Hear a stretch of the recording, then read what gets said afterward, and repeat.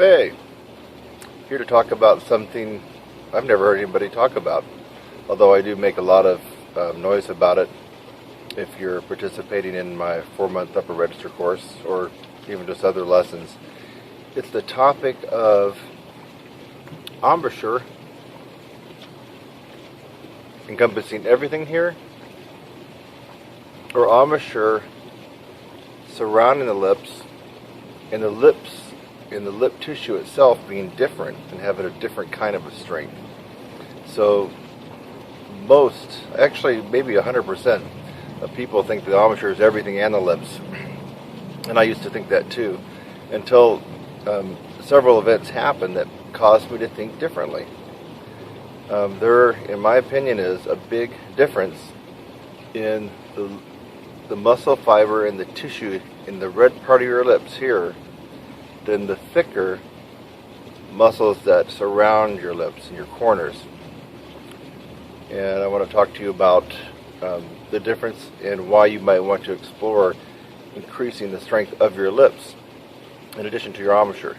Now, they're not totally separate. In other words, if you're going to be working on the strength of your lips, your corners and your embouchure will come into play. If you're going to be working on lip flexibility, lip slurs, and glissandos, things like that, your lip strength will get affected, and it comes into play. So they are interrelated, of course. But for example, if you've ever had the feeling of playing for a long time, and you feel like your chops are kind of giving out on you, but you notice that you can still play, but it feels like your lips bottom out on the mouthpiece. They just kind of keep caving in. Part of that is, yes, the corners are getting fatigued here. They are getting fatigued. But the real reason that's happening is the muscle fiber here can no longer plump up and create that cushion that you need on the horn. Remember, if that cushion goes away, your range runs out, and so does your playing. In fact, that's the whole reason that we all have a maximum range, regardless of how high it is. Your high range actually quits when you're using the maximum amount of pressure, and you go that one step further and no more sound or note will come out. That's because you've stopped the vibration of your lips. And as a result, you have no more cushion left. You're like really jamming the mouthpiece on hard. Obviously, we want to have the strength in our lips, keep our lips puckered and plump when we're playing, not have them be all the way stretched out to where the pressure is cutting off all the vibration. So, how can you really tell the difference in lip strength? Well, I'm going to be posting another video I did quite a while ago. It's actually the second hardest technique of the 75 techniques in my course. Is the triple octave scale. The triple octave scale is actually done in one breath and has gone up and down in 3 octaves with no tonguing. What makes that so hard is you have to roll in your lips and your embouchure in real time, and you don't get the ability to cheat and re-attack and restart the tone with your tongue or with your breath. We all know if we go high and we take a breath or we tongue, that gives us a little bit of advantage to keep either going higher to make that higher note easier, right? But if you start low and only tongue one note and go all the way up, come all the way back down smooth and fluid, you have to have a lip strength to roll in your embouchure in real time. Rolling in your embouchure because you're actually contracting the space or the aperture to be able to speed up the air. That's one way that we get compression. So you have to be able to do that in real time. Yeah, your chops in your corners here may help out a little bit, but it's your lips doing the heavy lifting. And if you don't have that lip strength, you're not going to be able to get the most out of your playing and the smoothness and the ease of getting around the horn. So I'm going to be posting that video to further show the difference in lip strength and embouchure strength. Embouchure strength, as we all know, is when you're there's a lot of ways to demonstrate it, but basically when you're doing simple lip slurs.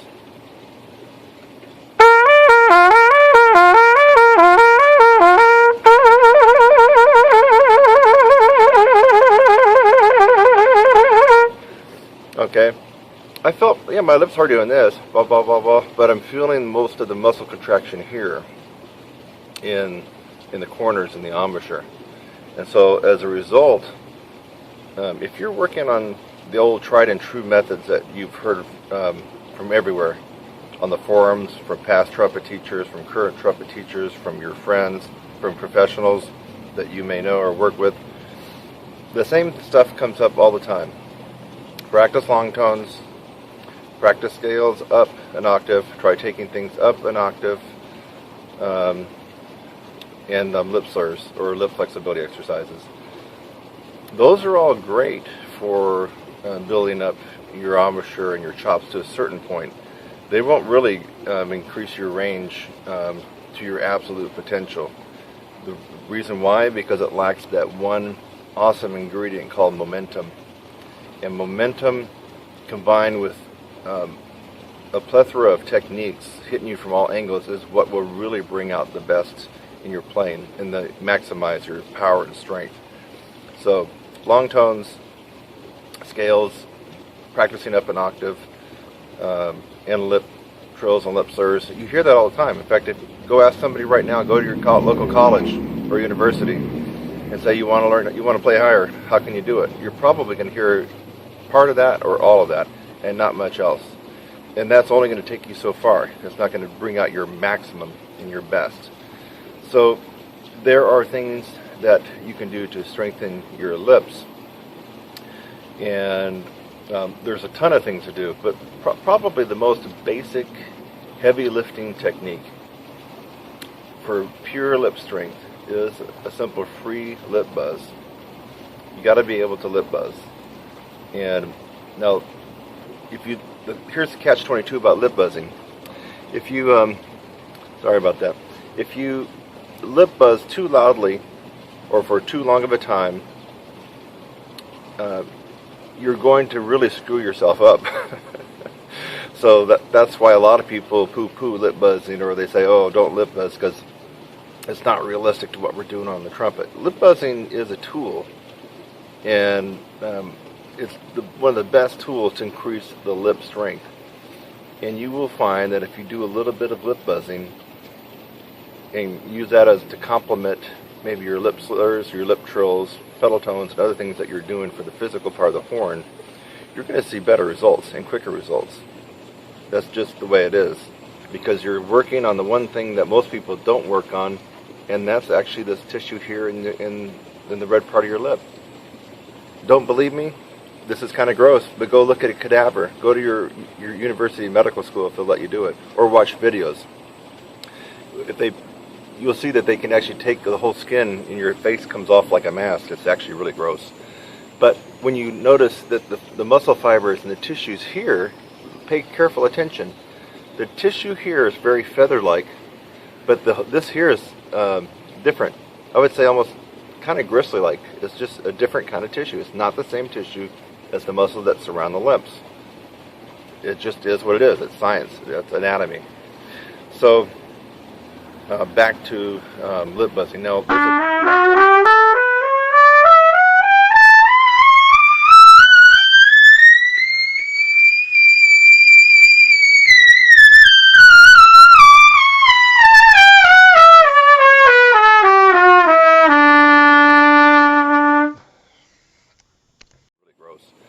but when you notice that the muscle fibers and the tissues here, pay careful attention. The tissue here is very feather-like, but this here is different. I would say almost kind of gristly-like. It's just a different kind of tissue. It's not the same tissue as the muscles that surround the lips. It just is what it is. It's science. It's anatomy. So back to lip buzzing. Now, there's a lot more stuff that you can do to increase the strength of your lips. Also, just a caveat that building lip strength is not really a do-it-yourselfer. People tend to find themselves in more trouble and playing worse if they don't have the help of someone who actually has been there and done it and over and over and knows what they're doing. The simple reason is because it's kind of a stealth technique, and so you can do it and feel great, and after a couple of days you just shot yourself in the foot. You feel like you can't play, you can't get a buzz out. Chances are you were probably lip buzzing in the car, or lip buzzing doing something, you weren't paying attention to the time, or you're buzzing way too loud. Some people have this logic. There is a logic to it. If I can buzz loud and buzz high, that's just going to make me that much better of a player, right? Wrong. If you buzz too loud and too long, you're just going to actually screw yourself up. You're going to numb all this in here and make it too stiff, and it's just not going to vibrate. As a result, your range is going to drop down lower. So, getting back into lip buzzing, you can do a couple different things. You can do scales and arpeggios, target different notes. I have a whole system that I use for lip buzzing in the upper register program, in the brass upper register program. And by the way, this is for all brass players. If you have to buzz your lips into a mouthpiece, regardless of what instrument that you play, this technique is viable for you. And the thing is, it's not just about going up, it's also about going down low. So, if I were to start on a concert B flat, buzz my lips, I would hope to be able to get down several octaves, nice and relaxed.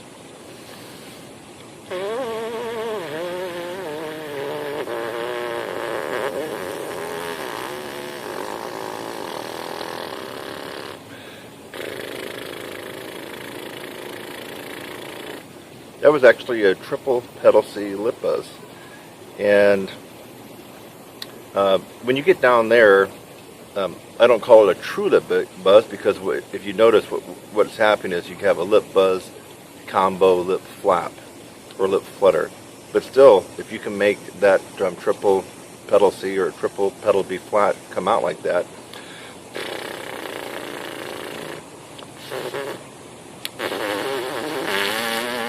that would be an octave higher on the double. You have to have some degree of flexibility to be able to do that. Another one would be to do what singers do. You know, when you hear singers go, ah, and they go down low, you can kind of do that on your lips.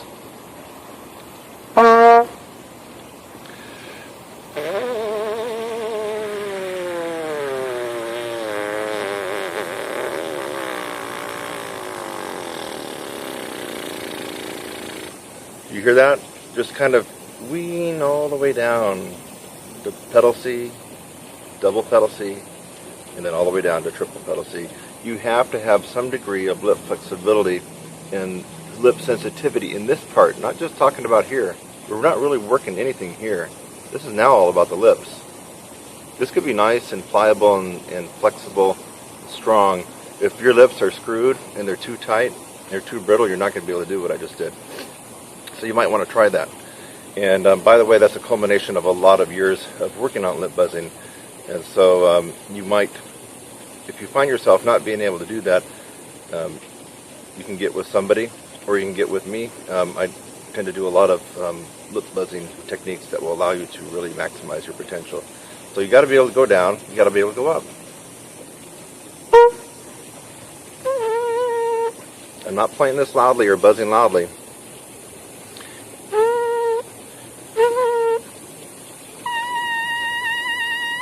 Just an easy lip buzz.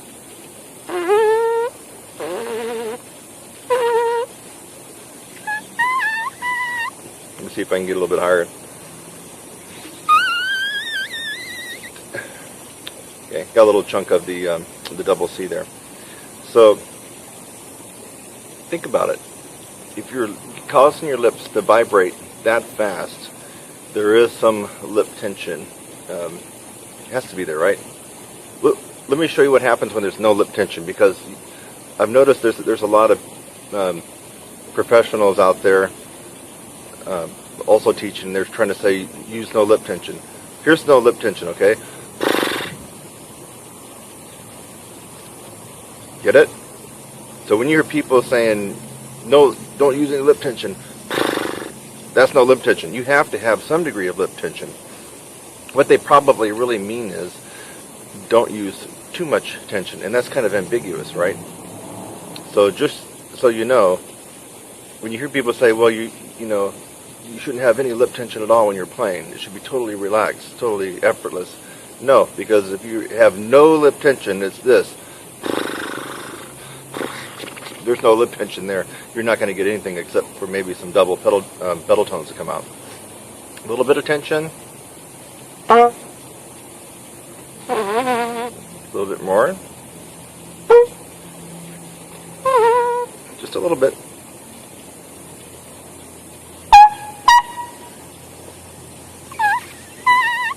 And then let's see if I can get the next one to come out. There we go. That was quite a lot of attention, or a lot of tension to get that note to compress out. That was a double C on my lips. So, I hope this little talk about lip strength and corners, and we know the corners again. I mean, most people know about the embouchure and the corners because, you know, that's all you've ever heard about.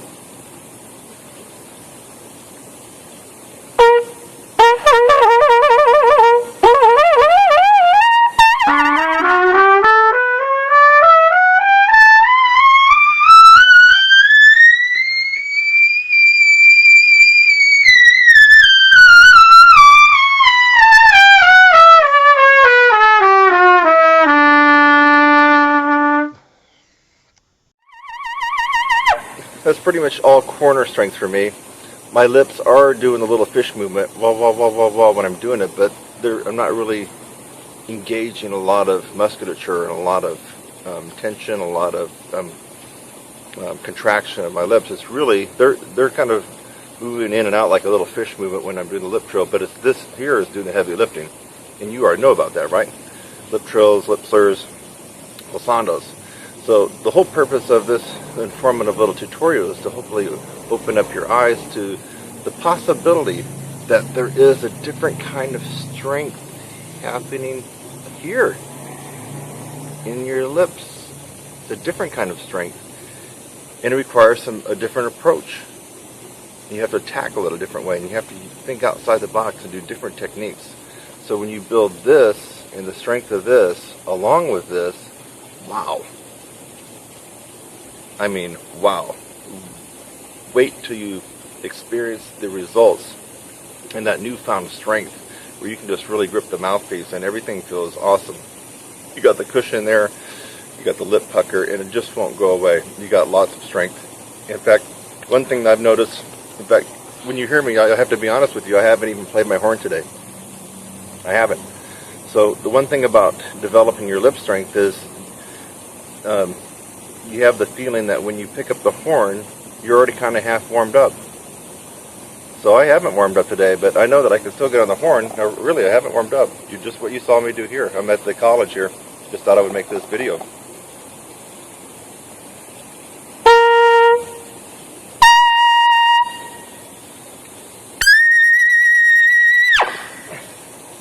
That's with no warm-up.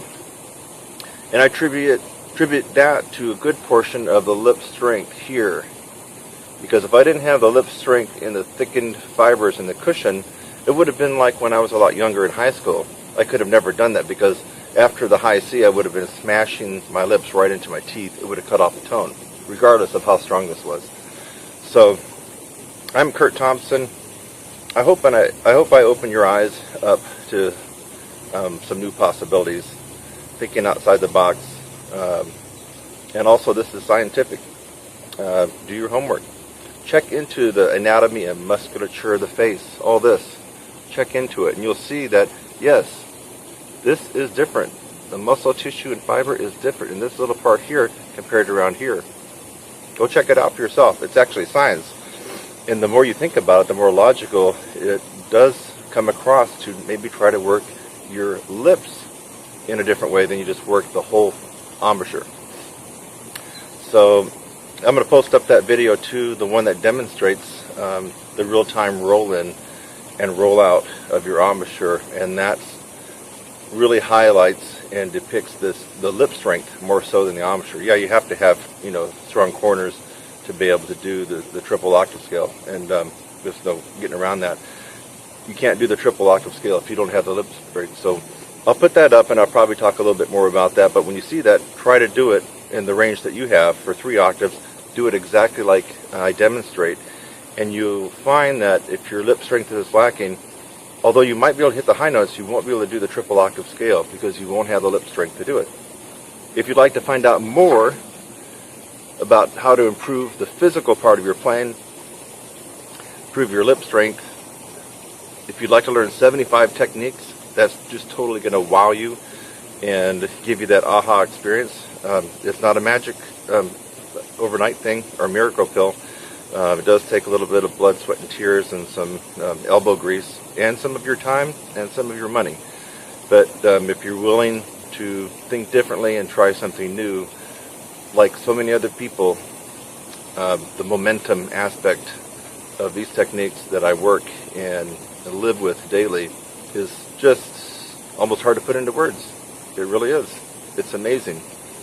So, you know my site, trumpetsizzle.com. You know my name, Kurt Thompson. And by the way, it's just lovely to be out here in gorgeous Arizona. And I'll just do a little pan around here. Isn't it wonderful? It's about the first week of August. And I did see a little moon. There's a little moon popping out. I just had to stop by today because it wasn't that hot. I think it was only about 100 degrees when I got here. It's lovely out. And you know what?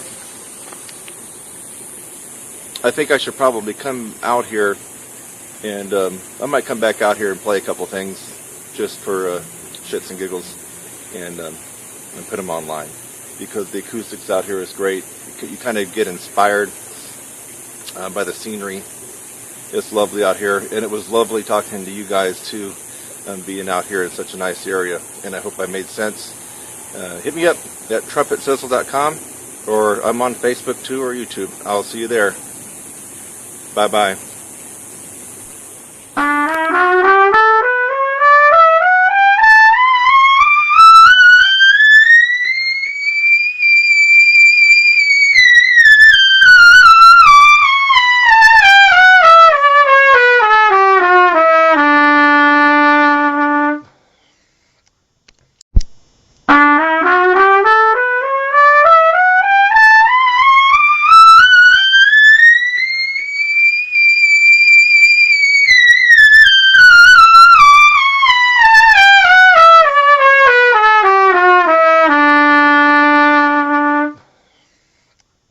If only I had had Pat Hessian's Octavizer, I could have played the triple F. If anybody out there knows Pat Hessian, have him ring me up. I could have got that pesky triple F if I had that Octavizer that he uses. Anyway, you got a close-up of the embouchure going from first to line E up to triple E and back. Happy New Year.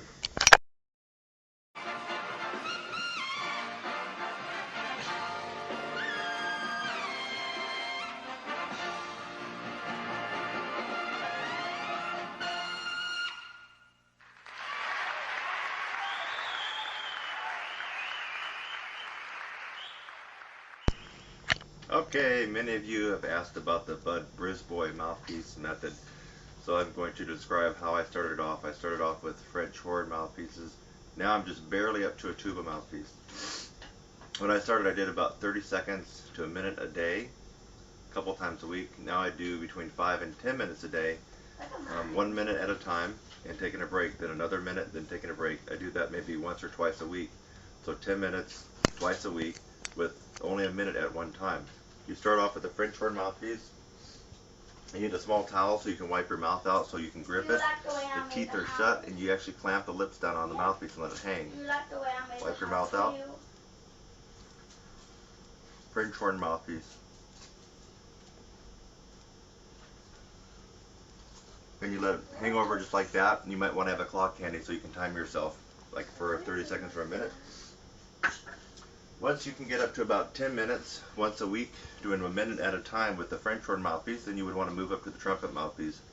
Same thing. Wipe the inside of your lips and bend over like this, teeth shut. Grip that and do eventually 10 sets for a minute each. After that, you will get up to the trombone mouthpiece. This is kind of where I'm at right now for the most part. Trombone mouthpiece is kind of heavy. Again, you want to build up to 10 minutes, 1 minute at a time. You wipe your mouth out. Teeth shut.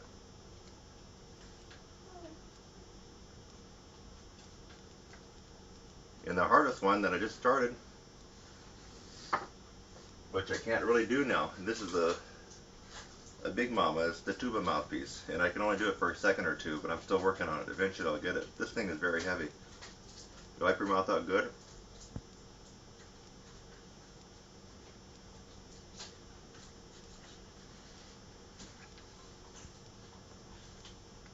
I can only do it for a second or two on the tuba mouthpiece. So there you have it. Start off easy. Start off with a light French horn mouthpiece, then trumpet, then trombone, and then if you want to get crazy, throw in a tuba mouthpiece eventually. And as you see, tuba mouthpiece is very difficult.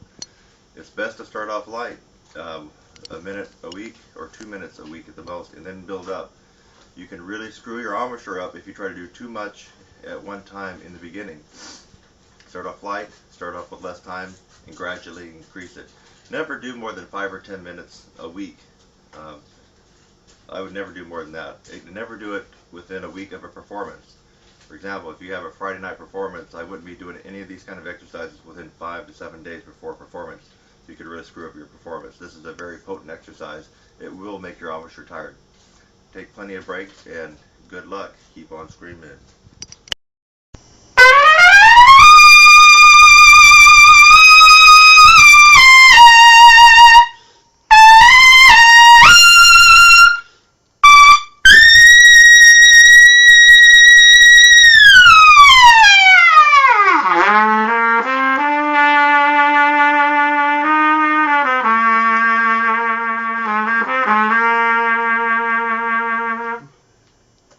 High range, upper register, and screaming on the trumpet. A few people can do it, most cannot. But most do have the ability to play high. They're just practicing the wrong things, or they're practicing too much of the right things. Listen to that again. They're practicing the wrong things, or they're practicing too much of the right things. There's a secret when it comes to mastering the trumpet and technique in the high register. Not only do you have to be able to play high, which is obvious, but you have to control it, be in tune, and be accurate. There are many different things you can do to increase your range, but it's about putting them together almost like a recipe and doing it just enough and not too much. That's some of the secrets for playing high. I'd be glad to talk to you in person about that. You can call me, you can send me an email, and we can go further. High range, upper register, try high lip trills and lip flexibility exercises. Try multiple tonguing techniques up in the upper register on scales. Double tongue, triple tongue, K-tongue, single tongue. So those are just some of the things that will help you to be able to play higher and play better and play more accurately.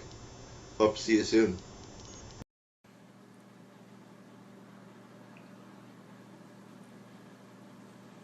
Hi, I'm Kurt Thompson, TrumpetSizzle.com.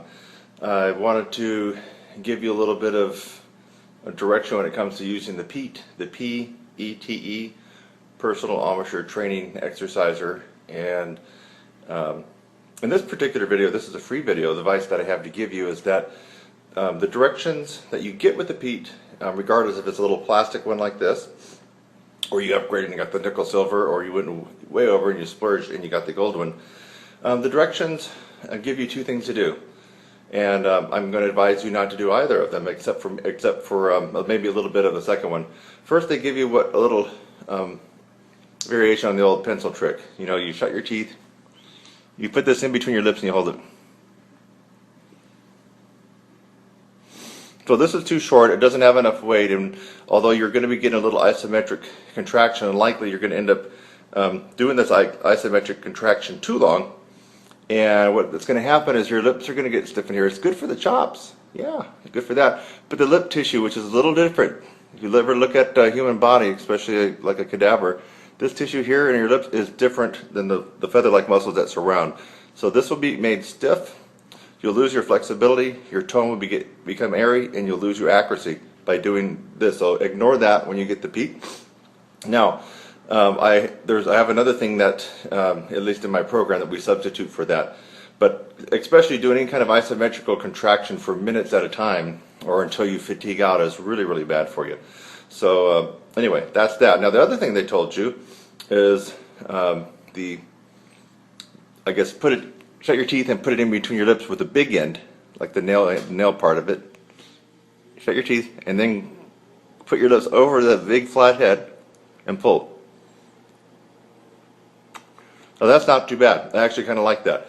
So I would say go ahead and do that. Now the purpose of this video is to really give you a heads up on how you can really get the absolute best out of using the Pete. And I've spent quite a number of months, actually it's going into years now, and I've also had other students input on some really marvelous techniques that even I didn't think about. I mean, these are pretty interesting. So I want you to take a look at the description below, and there's going to be some links. One link is really cool. It's a link to my Facebook page for a brass improvement email series, and it's all free. So there's lots of free information there that will really help you. And I'm also going to include a link for the video tutorial that you can actually purchase for a nominal amount. And the tutorial will give you all the techniques, and I'll be demonstrating those techniques. You're going to be pretty amazed at some of the things that you can actually do with the Pete, and I'll prescribe exactly how you're supposed to do the Pete at that point. So thanks for checking out this video here, and you didn't have to pay anything for it. There is some good advice if you just follow it, but the real meat and potatoes of the Pete and all the cool techniques that you can do with it that don't come in the directions that you got will be in my video tutorial. Just look down at the description and look for little hyperlinks, and you'll be able to figure it out. And my best for you with the Pete, one word before we do anything. When in doubt, less is more when it comes to Pete or any kind of isometric exercise that you can do. So if you're going to have to make an error or make a mistake, do it on the side of the minimum side, where less is actually more. So Kurt Thompson, TrumpetSizzle.com, TrumpetSizzle.com. See you there.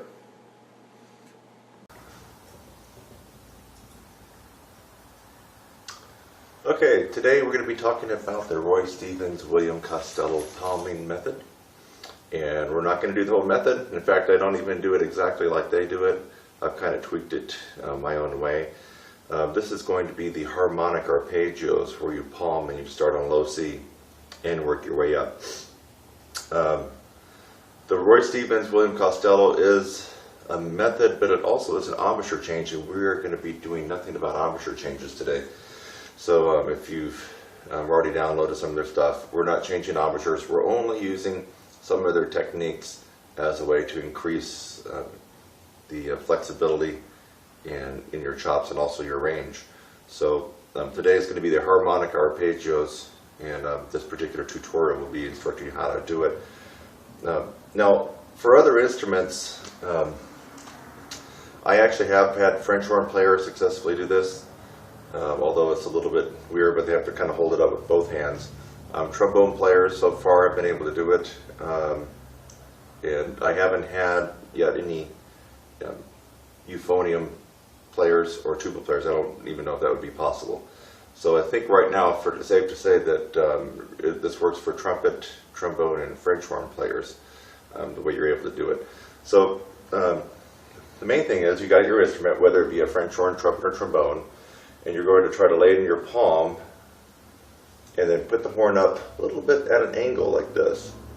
So you got the mouthpiece on your chops just the way you normally would. Now notice my hand is kind of like a table or a plate. I'm not gripping anything like this. Your hand is actually stiff. It's like a shelf or a plate, and you lay the instrument on top, if you can. Now with a French horn you might have to use two hands to do it, maybe even bone, I'm not sure. But basically the bottom line is you don't want to curl your fingers or do any kind of gripping. So you're only allowing just the natural weight of the horn to be the only pressure that you're going to be able to have when you're playing. So that's number one. Now, I want you to maintain your same embouchure setting.